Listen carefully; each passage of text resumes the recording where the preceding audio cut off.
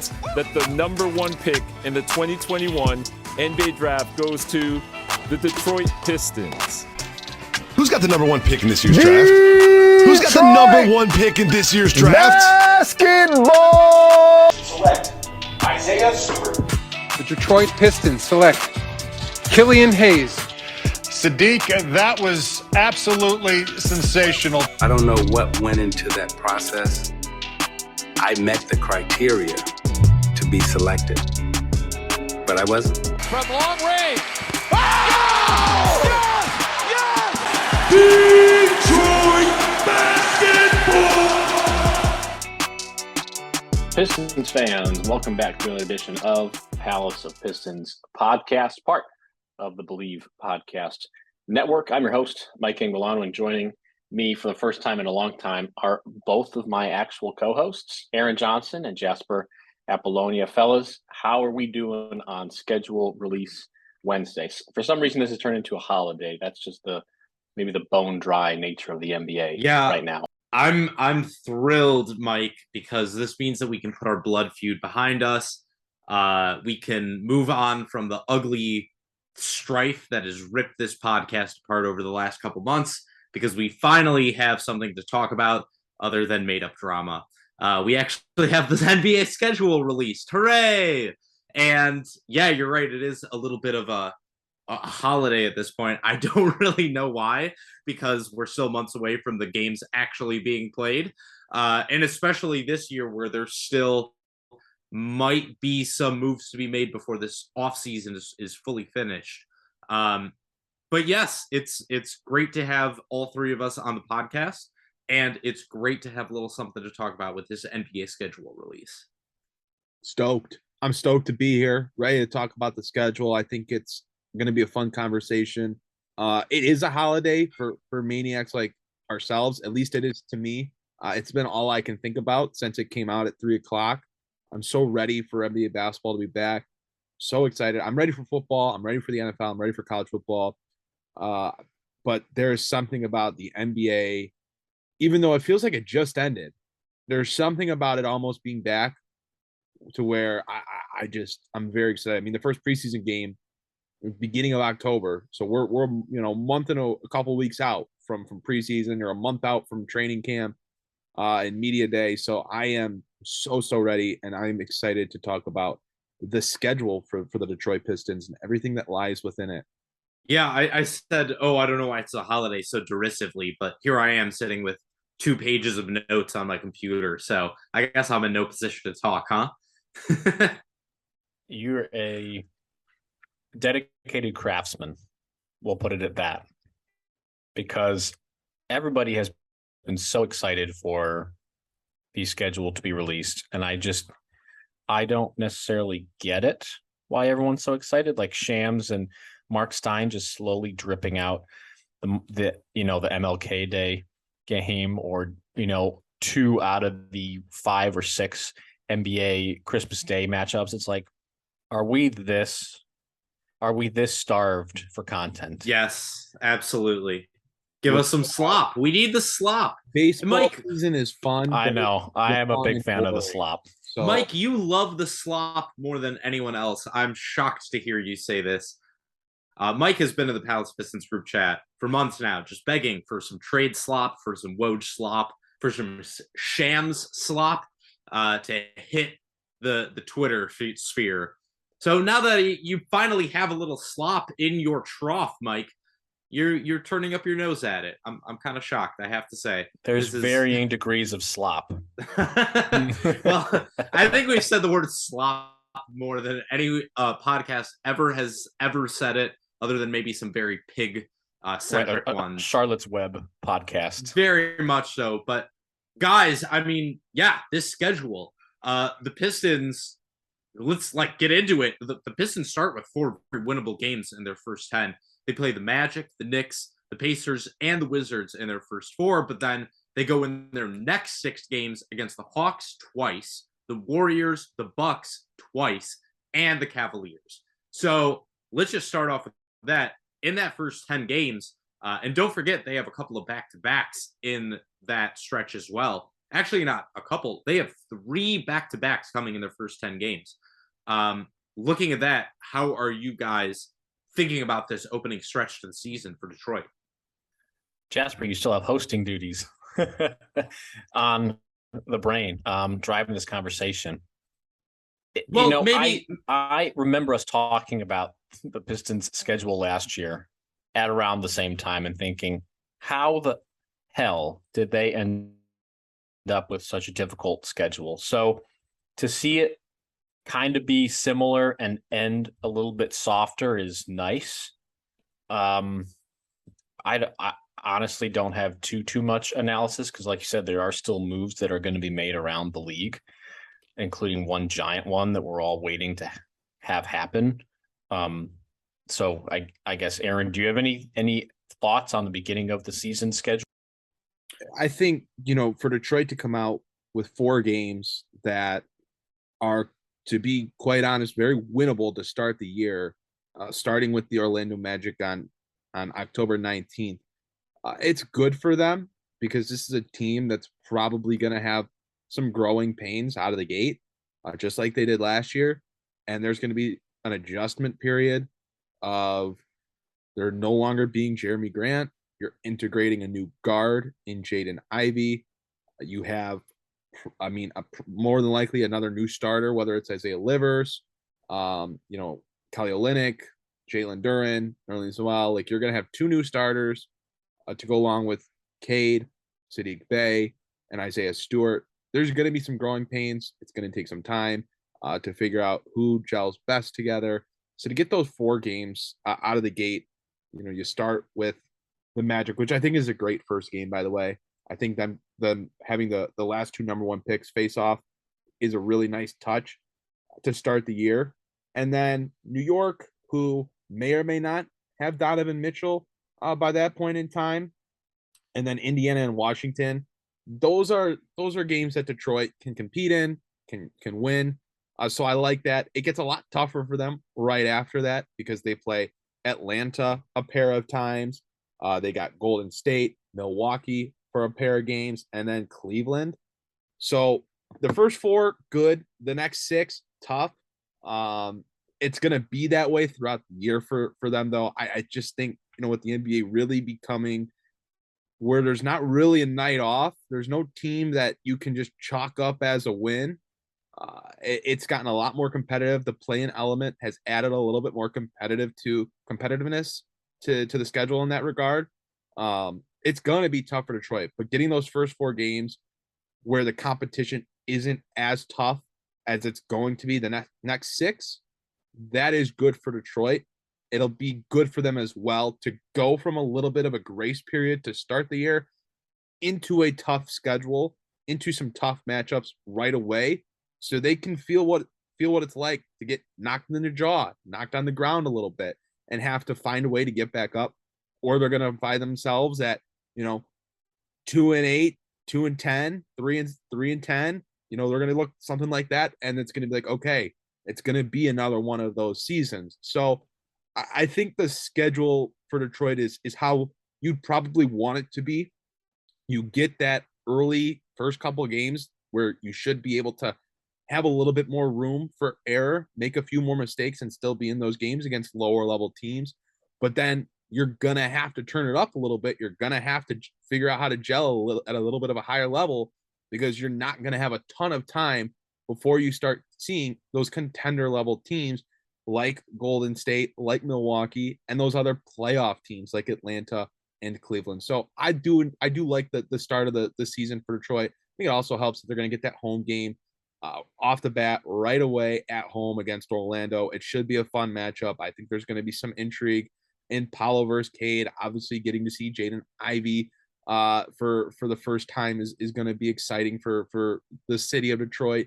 So it's going to be a fun environment that should hopefully put Detroit on a good note to start the year in front of a big crowd that I think a lot of us would anticipate. And it's going to be a fun way to start the season, but it's going to get tough for them right away. So, guys, I'm going to put the line for the Pistons' first 10 games at 3.5. Are you taking the over or the under? No, I'll say they'll probably win 3. I mean, the first 4 are all winnable games, but those next 6 are brutal. Maybe they take one from Atlanta. Maybe they beat Cleveland on the back end. But Milwaukee has Detroit's number every year. I don't think you're going into Golden State. Or actually, they might be hosting Golden State. I don't think you're beating Golden State either way. Maybe they get 4 or 5, but a lot easier for me to say the under on that than to say the over. I'm going to say the over. I'll say 4. I think they're going to take one from Atlanta. And, I would not be surprised if they played Cleveland really tough and they beat the Cavs. I don't know why, but the Cavs had a lot of trouble with the Pistons last year. And, it might help to have some of these other teams' schedules up as well to see if they're coming off a second game of a back-to-back. But I'll take the over. I'll take the optimistic over. I mean, you get Atlanta twice at home. I thought that was a home and away, but it's not. It's actually Atlanta back-to-back at home. It's kind of weird. And then Orlando, Indiana, Washington, New York are winnable. I mean, I don't know if they have Donovan Mitchell, that will certainly factor in, but those are still winnable games that with the roster you have, you should be able to stick around and contend and be up there to win. Golden State and Milwaukee back-to-back is the definition of brutal. And then you get the Bucks again, which is another level of brutal, but I will take the over. I'll take the optimistic over at 4. I just think, and I've been optimistic about this team and how they'll fare. And I remember watching them last year at the beginning of the season, and they were just, and I get that Cade Cunningham was out to start the year, but they were 4 or 5 steps behind their opponents. There's definitely a world where they can go 4-6, 500. Like, it's not completely unrealistic. I think it's going to take time for them to kind of find their footing. And it's also not like the first 4 games are all chalked up wins. Like, Orlando is going to be really fun this year, and they've got some legitimate pieces. Like, year 2, Franz Wagner, Paolo. I really am a fan of Wendell Carter Jr. They're getting Jonathan Isaac back, Markelle Fultz, Jalen Suggs year 2. Like, that's not, you can't just chalk up a win against Orlando because you're kind of still in the same boat as them. You're young and developing with a core that's not fully set in stone yet. And then Washington, that's a team that every year, no matter how bad they really are, they'll try to compete for a playoff spot. So they're not going to be a walk in the park either. And then, as we talked about, those last 6 games where you see Milwaukee and Atlanta twice apiece, Golden State, Cleveland, that's not an easy schedule either. So yeah, there's a world where the Pistons come out and shock the world, but I'm not anticipating it. And there's no teams that are like a massive walk in the park. No, when you get right down to it, there are 0 teams that are a walk in the park. Even though Oklahoma City Thunder with Chet are going to be more potent. What is the Pistons over under for the season? What is Vegas? I believe it's set that at 28.5. Yes, or 27.5. One of the two. It's one of the two. I believe it's 28.5. Okay. Is anybody going to be making a bet on that? Oh man, I know this year I don't feel confident at all because I have them at 28 wins, somewhere between that 28 to 31 wins. But I'd be fascinated to see what our sponsors this week, Bet Online, have their line at, because I really do want to find something a little bit more enticing for me. I'm not quite sure what they have them at. Do you know, Mike?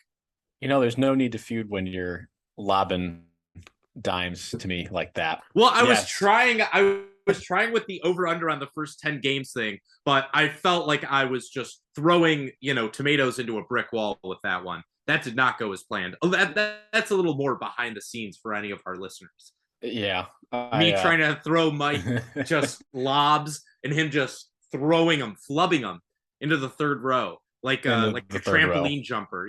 Yeah, like all those guys that come out in the middle of halftime. Anyway. Right. Well, regardless, our sponsor this week, and as it has been for every week, is Bet Online. And BetOnline is the fastest and easiest way to wager on all your favorite sports, contests, and events with first-to-market odds and line. Find reviews and news for every league, including Major League Baseball, NFL, NBA, NHL, combat sports, esports, and even golf. BetOnline continues to be the top online resource for all your sports information, from live in-game betting, props, and futures. Head on over to BetOnline today or use your mobile device to join and make your first sports bet. Use our promo code BELIEVE50, that's BLEAV50, to receive your 50% welcome bonus on your first deposit. Again, that's BELIEVE50, BLEAV50, to receive your 50% welcome bonus on your first deposit with BetOnline. BetOnline, where the game starts. Yeah, and guys, look, I said I have the Pistons at 28 wins, and a big reason for that is looking ahead in the schedule. Mike, you kind of touched on it a little bit. They do get OKC with their 11th game, but then they have to face Boston a couple more times. They have to face the Knicks again. They have to get an automatic win against the Raptors because even more so than the Cavs, the Pistons have the Raptors number. And then the Pistons go on their 6-game West Coast trip. They got both LA teams. They got Denver, which is going to be reloaded. They've got Phoenix, which is still a title contender. Then they've got Cleveland again, New York for a third time, Dallas, Memphis, and Miami. So there's a really good chance that the Pistons are like 2 weeks into December with somewhere between a 6-20 and 8-18 record. And things are not getting easier afterwards. Yeah, they've got a couple winnable games. I mean, they've got New Orleans, Charlotte, Sacramento, Utah, Orlando. But the chances of Detroit entering January with a realistic shot at the playoffs are slim, in my opinion. Looking ahead in that schedule, do you guys see really any chance for Detroit to enter into the new year having a good shot, still saying like, oh, we can make the play in? I the way I look at Detroit, and I've talked about this a little bit earlier today with another Palace of Pistons staff member, Donovan Collins. But the way I look at it is this team's ceiling to me is a play-in team. A lot of things would have to go right for them to get to the 9 or 10 seed. And I don't think their schedule is very favorable to start the year. I think it gets a little bit easier in the second half, to be honest with you, especially those, last couple weeks or so, the month of April, really, March and April, I guess.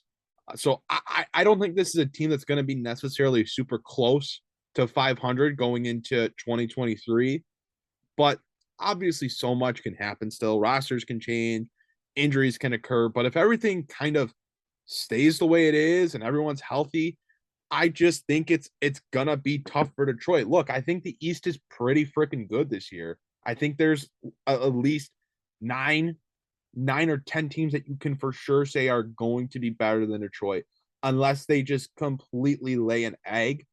And I mean, the Pistons have that West Coast road trip in November, so it's in their first couple months of the season, so it's not going to be easy to go through that. I think when you look at where they're going to be by the time they get to the ball dropping into 2023, they're going to be, I mean, I wouldn't be surprised if they're 10 games out of 500 by that point. I'm just not super high on their record this year, and that those first couple months of the season are not easy for them whatsoever. We're going to be doing a lot of break pumping because just going onto Twitter, which in and of itself is a terrible time investment for anything, and seeing the Pistons fans thinking that being at 500 is realistic, you're just setting yourself up to be massively disappointed. That month of November is brutal. That's a brutal schedule with your West Coast swing with Sacramento, who's going to be doing everything they can to win every game. Denver, Jasper, like you said, is going to have Jamal Murray back, and they're going to be healthy. The Utah Jazz may or may not have Donovan Mitchell. And that's always a tough arena to play in. Phoenix is still a championship contender, like you said. And then they turn around and have to play the Cavs, who are going to be gunning for a playoff spot too. So there's just that whole month of November is horrifically bad. And they'll probably win a couple weird games like they did last year, like they'll beat Boston or something bizarre, or they'll beat the Raptors because that's what they do. But that's a brutal month of November. That is not going to be easier heading into December with just playoff team after playoff team after playoff team. So I would expect them to be 10 games out from 500. I would expect them to still be in single digit wins, I think, because this team is even younger than they were last year. They got younger. Did they get better? In the long run, they got better. And maybe in the short term, they'll have spurts of being better at some things. But this is still an incredibly young team that is going to be going up against playoff hopeful after playoff hopeful every night. And then the West Coast swing in November is nice to get out of the way, but that's going to make for a very difficult month. Yeah, absolutely. And Mike, you touched on it, that November is tough. I don't even think that's the toughest stretch of the season for Detroit. I think that first 2 weeks of January, even if they have overperformed to that point, even if they are somehow 500, I think that's where things could very easily go off the rails, because they go on the road for 5 games against the Bulls, Wolves, Blazers, Jeremy Grant revenge game, the Warriors, and the Spurs. And then starting with that Spurs game, that kicks off a stretch where they play 4 games in 6 days, alternating between home and aways, with that game against San Antonio. They got 2 matchups against Philly, and then they finish up with Minnesota again at home.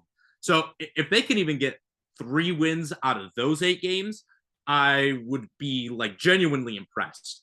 And that's even counting the Spurs as an automatic win. So the schedule, especially for the first half of the season, I mean, if they are able to withstand one test, great, here comes another one. It's going to be continuous, especially playing in the East this year. I mean, I'm just looking up and down the schedule, and there are no guarantees. There's no guarantees whatsoever. And even more so than that, we always talk about back-to-backs. Those are always really important, especially for young teams that aren't maybe as well equipped to deal with them. Pistons have 12 back-to-backs this year. 3 of those come in the opening 10 games, and they'll have done their 6th back-to-back by December 7th. So maybe front-loading those back-to-backs is a good thing, because they've got those young legs. They can remain springy instead of kind of breaking down as the end of the year. But on the other hand, then you can also look at it and say, well, look, teams with more veteran players don't have to worry as much about rest and wear and tear during those early months. And that could allow them to have more impact and potentially withstand the Pistons' youth early on in the season. So, man, it's, for any good thing you can look at, it's hard not to turn around and then say, yeah, but this is going to be really difficult for Detroit to withstand as well. So with the month of January, Jasper, it is tough, but the Pistons do have their nationally televised game on TNT Tuesday, January 10th against the 76ers. Of course, that's on the road in Philadelphia. They also have a game in Paris on Thursday, January 19th against the Bulls. Should be interesting. Would it be nice if Killian Hayes was good, and would have been even better if both him and Sekou Doumbouya were good and on the team. But that's for past podcasts to talk about. Last year, the Pistons only had 1 game on NBA TV, correct, against the Houston Rockets. Or 1 game on ESPN. Or I'm sorry, 1 game on ESPN. Yeah. Against I the think Rockets. I think they had the same amount of NBA TV games. I think they had 3. Yeah, they're good for 3 or 4 on NBA TV every year, it seems like, but not surprised there's only 1 game on TNT, and then they're one of 4 teams with no games on ESPN or ABC this year, which it's not shocking. No, I was just gonna say, I mean, it's certainly disappointing. Let's be real. It's hard not to look at this schedule and say, dang, no ESPN or ABC games. That sucks. The only game you do get that's really nationally televised is on the front end of a back-to-back against a team that very well could win the title this year in Philadelphia. Yeah, it's hard not to get a little frustrated about that, but I do think there are some other highlights to look forward to. I mean, look, just in the first 10 games, you get the matchup of number one picks in Cade and Paolo, as well as just really an intriguing matchup against Orlando, no matter what, for a lot of reasons. And then you also get to see how Cade in year 2 and rookie Jaden Ivey fare against really tough backcourts in Atlanta, Golden State, and Milwaukee. And those are all different challenges for different reasons. With Atlanta, you have that mix of DeJounte Murray's great two-way game and Trae Young's just outstanding offensive play. You have obviously Golden State's backcourt, and then you have Milwaukee, which has Drew Holiday, who is one of, if not the toughest perimeter defenders in the entire NBA. So I think even if Detroit doesn't get off to a really great start, even if things kind of fall apart record-wise early on in the season, I think there are a lot of things to look forward to in terms of seeing what the players you have in this roster, what they have to offer, if they can overperform, how much of a leap they've taken, and where they stand moving forward with this core. Because let's be real, this is yet another developmental year for this franchise. And that's really the key, is developmental year. I think there are some fans who feel like it's play in or bust. And I just don't feel like the team is close. Well, they're close to that, but like Aaron said, a lot would have to go right for them to be in that position of making the play-in tournament. A lot would have to go right for the Pistons. A sizable number of things would have to go wrong for other teams in that range, that play-in range, for Detroit to sneak in. I think the other thing to build on that too is, I know we're talking about the schedule in itself, but no matter which way the schedule got shook for Detroit this year, it was always going to, and it's going to be a developmental year for this team. I mean, guys, we're a couple weeks out of, or a month or whatever out of training camp, and we're looking at a starting 4 of Isaiah Livers or Kelly Olynyk or Isaiah Stewart next to Nerlens Noel. Like, this is not a team that's built to go out and win 45, 50 games. Like, this is a team that's built to maximize opportunity for the young guys on the roster to have the ball in their hands, to have the system built around them, to have the focus on them. Like, obviously, the opportunities are going to be there for Cade Cunningham and Saddiq Bey at the top of the pecking order. And the Pistons didn't go out this summer and try to add a couple veterans that were going to be the third and fourth options, or compete with Saddiq Bey to be the number 2 option. Like, the third option right now is penciled in as, I guess, Jaden Ivey.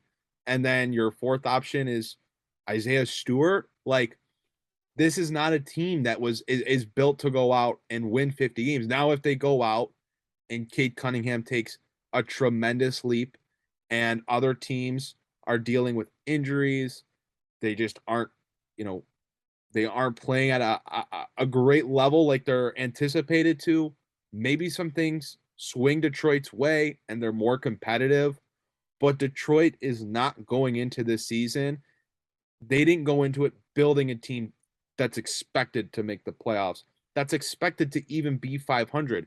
We just went through their schedule and said, yeah, they're going to be more than likely 10 plus games out of 500 just by January. And their schedule to start off January, to start off 2023, isn't easy. Like, they're going to be in the middle of a 6-game road trip where 4 or 5 of the games are out west. Like, it's not going to be easy for them because of the schedule, but it wasn't going to be easy for them no matter what, because this team is built to be a developmental team again. It's going to be a year where we see how much Cade Cunningham has grown. Is Saddiq Bey a capable number 2 guy for 82 games? And who steps up? Where's Jaden Ivey? What type of role is Killian Hayes capable of? How much has Isaiah Stewart expanded his game? And then some of these other question marks, like, is Isaiah Livers really capable of playing a full season and being a high-level role player? What's Jalen Duren in year one as the youngest player in the entire league? Not going to be 19 until November. And then, yeah, you have a couple nice veterans to have. Like Alec Burks is a good role player. Nerlens Noel is a good defensive presence to have. Marvin Bagley's still there. He's going to have a role. But even so, this team doesn't have enough high-end talent to be looking at it like, yeah, we're going to be a playoff team. Yeah, we might only be a 6 seed, but we're going to win 50 games, 45, 50 games this year. It wasn't going to be that way. And the Pistons made that clear when they traded Jeremy Grant away. If they would have kept Jeremy Grant and, would have committed to putting together a better team to put a better record on the board this year, this would be a different discussion. But they made the moves that they did this offseason, and they didn't make the moves that they didn't make on purpose. They didn't go out and purposely sign a power forward that could step in and replace Jeremy Grant because they're going to be trying different things. You're going to see Isaiah Livers at the 4. You're going to see Isaiah Stewart at the 4.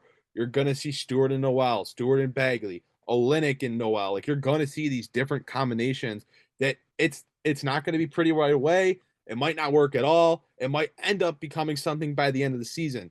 This is a developmental year.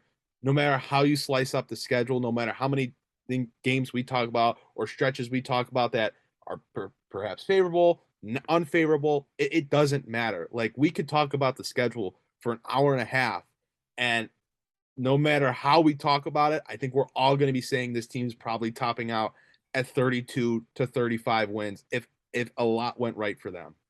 Yeah, I 100% agree. And I think for me, Aaron, when I look at the schedule, it's less of like where are they winning all these games? It's more of where are these tests and what are we going to see from them in these certain stretches? For example, if they are in a position where they're close to the play-in somehow in the end of the year, well, 7 of their last 10 games come on the road.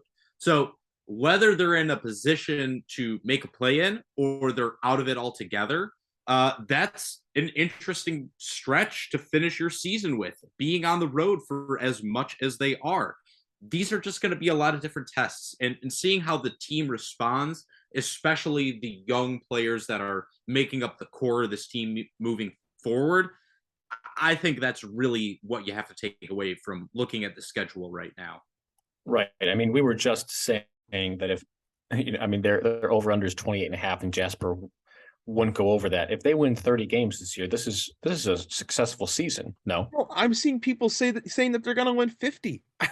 No, come on. I get being a fan, but it's just, you have to out them some realistic. Yeah, come on. You gotta drop those handles, bro. Come on, that's ridiculous. 50 wins? You're setting unrealistic expectations when this team is going to struggle to get to 30 wins. And that's just the reality of it. And it's not a problem. That's the point I want to make. It's not a problem that they're going to struggle to get there. They're not built to do it. They're going to be playing players that aren't going to be in the league or next year or wouldn't be in the league if they weren't on the Pistons. Like, it's just what it is. Like, this is a team that's setting up to have a chance at another top pick in a draft that's going to feature some pretty high-level prospects in Scoot Henderson and Victor Wabanawa and Dariq Whitehead. And there's plenty of prospects that people are already talking about. And I'm sure the Pistons would like another shot at them because, as I've said before, I don't feel that they have enough high-level talent on this roster.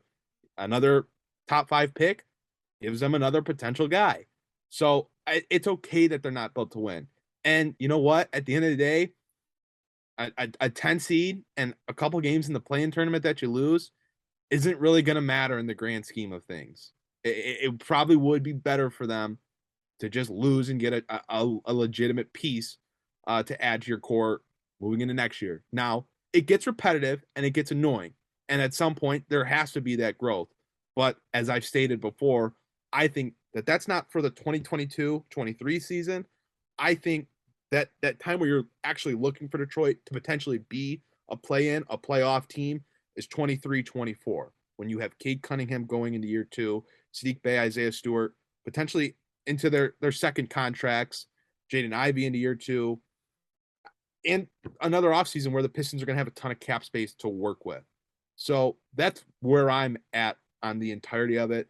I think people setting super high expectations. Look, I was one of the people that did it last year. I said, and not that, me saying it matters, but I was one of the people saying, like, yeah, I think that team can be sneaky good. They could be a play-in team, if everything goes right for them. And obviously they were absolutely abysmal. Now, some things happened that I wasn't anticipating happening with injuries to Cunningham and Grant, but in general, it's not going to be a winning year for the Pistons, and that's okay. We need to stop setting unrealistic expectations for these super young teams that are going to be playing a bunch of guys that are under the age of 23 and don't have all-star level talent across the roster like a lot of the teams in the NBA do, because there's a lot more parity now where there's a lot of more teams trying to compete, spending money to compete. And I just think the talent level in general is in a really good spot right now. So that's where I'm at on it. I look forward to us debating the Pistons' chances to win the in-season tournament. We just have created a whole new level of content that we can have in the middle of whatever month the tournament happens of the Pistons' chance at winning the in-season tournament. Is that this year? No, that's not until next year, right?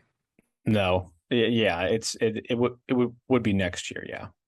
Well, I guess until then, we got Summer League, right? Yeah, the Pistons 2023 Summer League team is going to be insane. I'm telling you. All right, folks, you here to hear first. Put your definitely futures. heard it here first because no one else has said it. Nobody else has even thought about Summer League. But Jasper brought it up, so it's not on me this time. Aaron, I agree with everything you're saying. Like that's exactly it. Looking at the schedule, it's nothing more than an exercise in looking at like where are the tests, where are the places for growth, what are the stretches that could be fun, what are the stretches that could be challenging.